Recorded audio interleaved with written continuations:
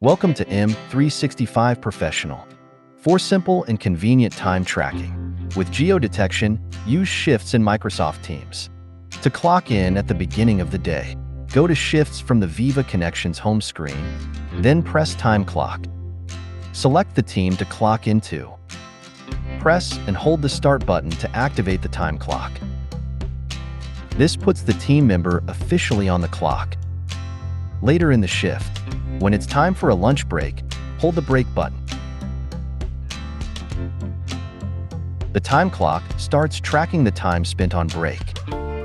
After the break has ended, press and hold the break button to clock back in.